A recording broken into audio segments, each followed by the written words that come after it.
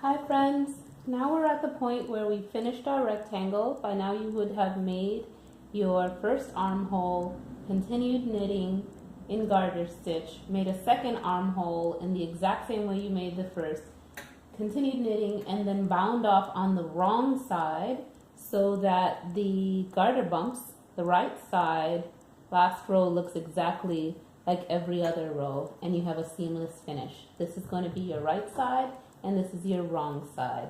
Now, if we're in the same spot, by binding off on the wrong side, your end tail would be on the same side as your cast on tail, and this is your bind off tail. And this is going to be our right armhole. If you're wearing the garment, your body's going to be in here. Right armhole, left armhole. Okay, let's move on. We're going to talk about how to put in an afterthought seam and why we're doing this. We are knitting using super bulky yarn, meaning it is a heavy garment, and cardigans in particular can tend to slip off your shoulders if the shoulders aren't shaped with some sort of support. And I designed this garment to be knit side to side, right? We knit this way, and seamless. So without any seams, this thing would be flopping and slipping off of your shoulders. So we have a creative way by using a crochet hook to create an afterthought seam across your shoulders, all across your back, so that the sweater is going to stay put and it's going to look great and it'll never slide off of your shoulders. Now, I've been wearing this sweater for months and months now. This is my second winter wearing it, and I've never had trouble with it slipping off of my shoulders, and I'm pretty confident that yours is going to fit great too.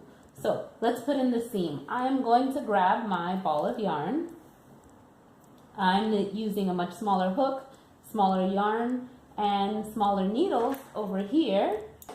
Now, you're going to take a pretty long tail. Let's call it 2 feet, 2 to 3 feet, and let that be. You're going to grab your yarn and put it on underneath your sweater, under the wrong side, and stick your left hand, if you're right-handed, you're going to stick your left hand underneath the garment so that through the left armhole so that you have some control underneath. And here's your long tail. I'm not even going to measure that. I'm just going to estimate a really long one. And I am going to put my crochet hook just inside the right armhole. Not in the armhole, but to the left of it where it starts.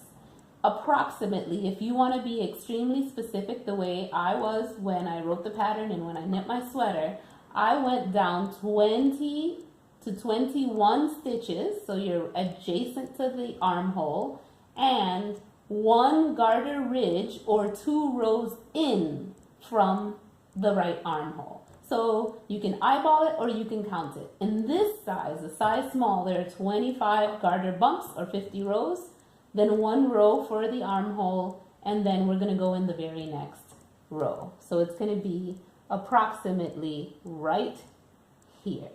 Let's see. I would say we should start right here.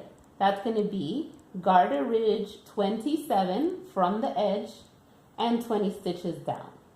Now, I've inserted my hook.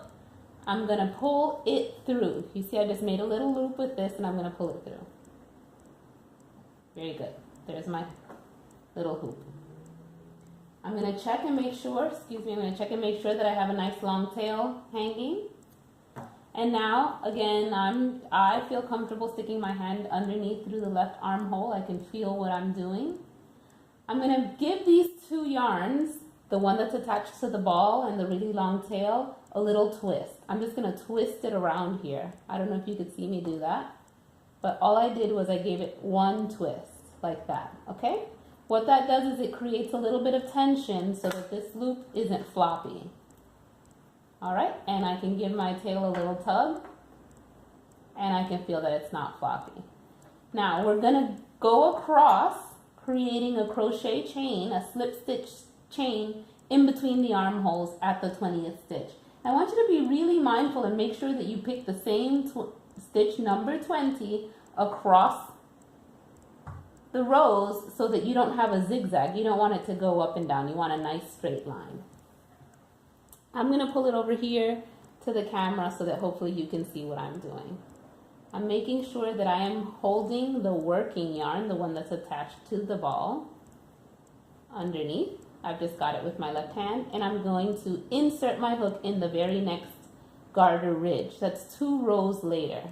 Here we go. Now that I've got 2 loops on my hook, I'm going to pull it through, and that is a crochet slip stitch. I'm going to stick it in the very next one and pull it through. Notice again that I am doing 1 stitch per garter ridge, not per row, because 1 ridge is 2 knit rows.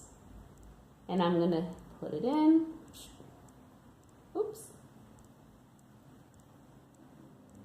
And pull it through. My hand is underneath the fabric. My left hand is underneath the fabric so that I can control the yarn. Oops.